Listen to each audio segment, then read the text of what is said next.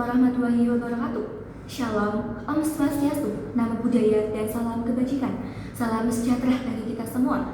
Perkenalkan, nama saya Meisha Muta'ali Majid, dan pada pagi hari ini saya berada di posisi pro, dan pastinya saya sangat setuju sekali dengan mosi Dewan ini memilih dunia di mana sumber daya penting diatur oleh agensi sumber daya internasional. Mari kita berbicara terlebih dahulu tentang dunia, di mana kerjasama global menjadi kewajiban demi mencegah perang untuk memperebutkan sumber daya di masa depan. Mengapa kita perlu mencegah perang untuk menjaga sumber daya alam ini agar tetap terpenuhi? Karena sumber daya alam ini merupakan komoditas yang menjadi keinginan hidup bagi orang banyak, dan pastinya jika terjadinya suatu perang, pastinya sumber daya alam ini akan terkuras banyak, sehingga masyarakat di luar sana pastinya akan sangat kekurangan sekali terkait sumber daya alam ini, karena sumber daya alam ini meliputi banyak sekali seperti sumber air ataupun fosil, energi terbarukan, dan juga bahan-bahan pangan pokok. Nah, dengan menjaganya sumber daya alam ini, pastinya kita memerlukan dengan adanya agensi sumber daya internasional. Agensi sumber daya internasional ini bersifat untuk mengatur agar sumber daya alam ini tetap terjaga. Agensi sumber daya internasional merupakan sebuah badan independen dunia yang mengatur distribusi, harga, dan pelestarian sumber daya agar tidak dimonopoli oleh suatu negara saja. Mari kita memasuki pada argumen pertama, yaitu saat ini kita hidup di dunia yang sangat tidak adil.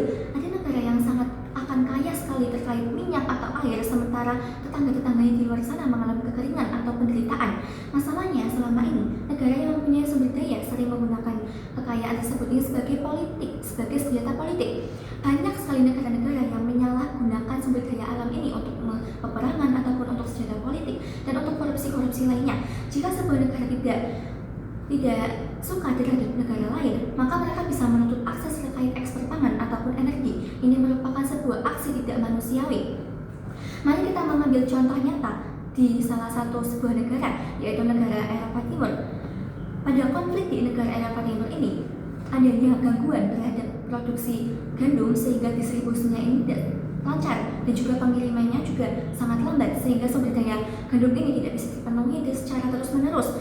Kemudian terkait kenaikan harga roti di negara Eropa Timur ini. Nah, dengan dua masalah tersebut, ini sangat menderita sekali bagi rakyat-rakyat yang di luar sana. Yang akan mendapatkan dampaknya juga rakyat-rakyat kecil di luar sana. Rakyat kecil di luar sana pastinya sangat menderita dan juga sangat akan menerima dampaknya, sehingga sumber daya alam rakyat-rakyat kecil ini tidak terpenuhi, dan juga pastinya rakyat-rakyat kecil ini akan sangat menderita dan juga akan mati kelaparan, sehingga tidak terjadinya suatu keadilan atau ketentraman di dalam hidupnya. Maka solusinya dengan adanya pengaturan internasional ini, dengan adanya agensi sumber daya internasional ini, sumber daya tidak akan lagi kekeringan atau tidak lagi dimiliki oleh privat oleh suatu negara, melainkan sumber daya alam ini akan menjadi warisan dunia. Nah, dengan agensi ini akan memastikan distribusi tetap berjalan tanpa peduli adanya suatu konflik. Mari kita berbicara mengenai soal keamanan dunia. Para ahli memprediksi bahwa perang di masa depan bukanlah lagi soal ideologi, tetapi soal perebutan air dan energi. Ketika sumber daya di sini itu makin langka, maka negara-negara akan kuat untuk melakukan apapun dan menguasainya.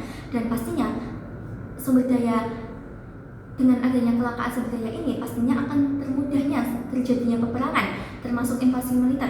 Ini akan menciptakan ketidakstabilan global yang luar biasa. Nah, maka dengan adanya agensi sumber daya internasional ini, pastinya semuanya akan teratur, dan pastinya sudah tidak ada lagi negara-negara penjajahan untuk memperebutkan sumber daya alam. Dan pastinya rakyat-rakyat kecil di sana juga akan terpenuhi terkait sumber daya alam ini. Mari kita berbicara argumen kedua, yaitu saat ini negara mengeksploitasi sumber daya secara gila-gilaan hanya demi pertumbuhan ekonomi mereka sendiri, tanpa peduli dampak lingkungannya bagi negara tetangga. Eksploitasi tanpa batas ini menyebabkan kerusakan alam yang sangat permanen. Misalnya, penerbangan hutan pasif di suatu negara yang bisa menyebabkan perubahan iklim di suatu dunia.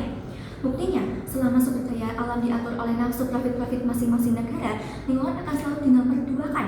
Nah, solusinya dengan adanya agensi internasional ini, pastinya tidak hanya mengatur distribusi saja, tetapi juga pelestarian ada dan juga distribusi ada. Maka dari itu, solusinya itu akan seimbang. Mereka akan menetapkan batas maksimal eksploitasi ini agar sumber daya tersebut tidak habis untuk cucu-cucu kita di masa depan atau orang-orang di masa depan yang akan lahir. Maka memastikan bahwa pemakaian energi fosil ini harus mulai dikurangi secara merata demi keselamatan bumi. Nah, maka dari kesimpulan yang tadi argumen sudah saya paparkan dan yang sudah saya bicarakan, bahwasanya dunia yang kita pilih adalah dunia yang mengedepankan keadilan keamanan, dan juga kelestarian. Kita tidak bisa lagi membiarkan egoisme nasional yang mengancam keberlangsungan hidup manusia secara global. Dengan adanya agensi sumber daya internasional ini, kita tidak bisa memastikan bahwa tidak ada lagi anak yang kelaparan karena harga pangan dipermainkan, ditingkatkan, ataupun diganggu mengenai produksi atau distribusinya, dan tidak ada lagi perang yang menimbulkan perpecahan karena perebutan minyak. Mari kita pilih kerjasama di atas keserakahan. Baik, itu yang dapat saya sampaikan mengenai argumen-argumen saya mengenai sumber daya alam yang diatur oleh Agensi Sumber Daya Internasional, dan pastinya saya sangat setuju sekali terkait mosi ini. Sekian, terima kasih. Wassalamualaikum warahmatullahi wabarakatuh.